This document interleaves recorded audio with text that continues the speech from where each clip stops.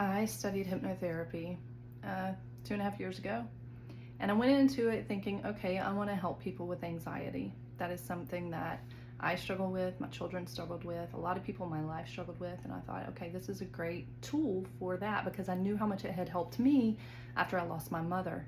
And what I learned in school was that it's so much more than what I realized and what other people know about hypnotherapy. And the truth is, I'm very open to these things and I still didn't know.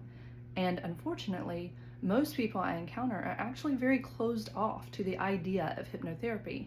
And this is no coincidence. I believe this is intentional. When you watch media or movies or even cartoons, hypnosis is portrayed as this mind control technique where you're under total control of the hypnotist.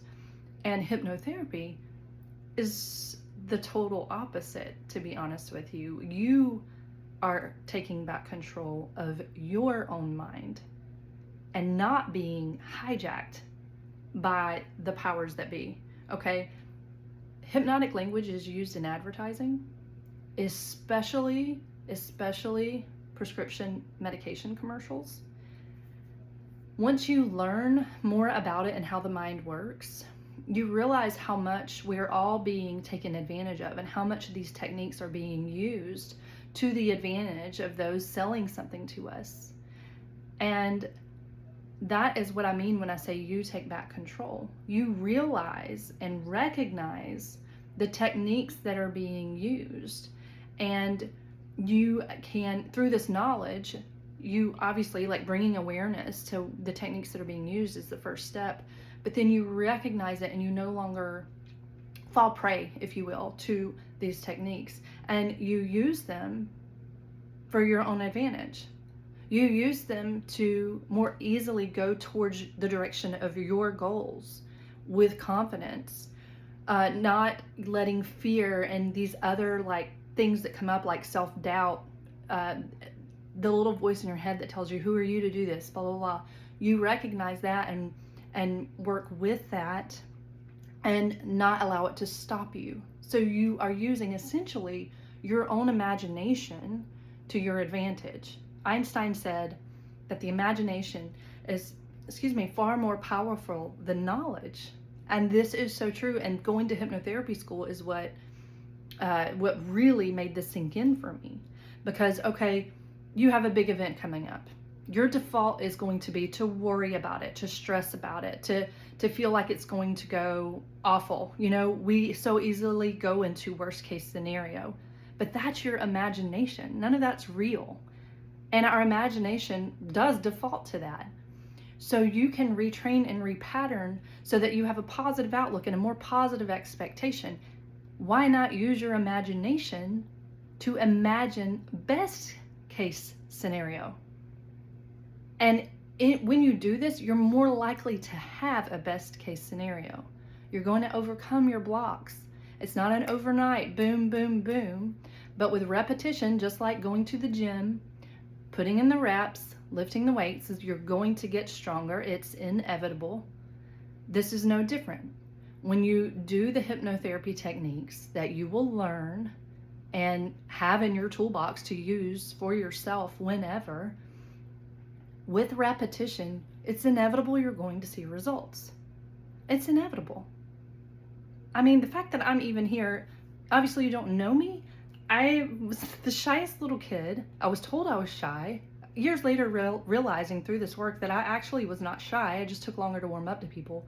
But lived with that story and let that story play out and become a self-fulfilling prophecy that I was this shy person who couldn't express myself, was super awkward in every social situation I was ever in. One of the reasons I was drawn to massage therapy was that one-on-one, I'm great with people and built amazing relationships with my clients. But in a group of people, I was shy, right? This is the story I had fed myself forever. And through this work, I've been able to come out of my shell, get out of my own way, speak confidently in social situations, be present, not be stuck in my head in my little fishbowl, swimming through my own thoughts in social situations. I can be present. And when you really shift this perspective, also, you recognize that having that outlook is very me-centered. It's really very egotistical. Even though I never identified as an ego-driven person or an egotistical person, when you make it all about you, that is your ego. And your ego is just trying to protect you. It's really just kind of overstepping it's not staying in its lane, but it's just trying to protect you. And it does that by keeping you in familiar. Even if familiar is a hell, it will keep you there because that is what it deems safe. And the more you get yourself outside your comfort zone, the more comfortable you are outside that comfort zone, the more courage it takes, but also the more confidence you gain. And with the repetition, it's inevitable that you will get to where you want to go. You will get out of your own way. And it's just amazing to me how people will so quickly dismiss the idea of hypnotherapy because they simply don't know. Or they think they know, but what they think they know was influenced by media. So get out there and see for yourself. Try a session. What have you got to lose? There are no negative side effects. All the medications for sleep have horrific side effects. I have helped clients get off Ambien. I have helped clients get off anxiety medication. This work will change your life for the better without the side effects, without the need for a prescription, without the need for ongoing appointments. You book one session with me, you leave with a recording of your own customized guided hypnotherapy session, and you listen to it over and over and over. It really is that easy, and it's super effective. And my goal is just to debunk this myth that hypnosis and hypnotherapy is giving away control of your mind to someone else, because that's being done already. That is what advertisement and marketing does.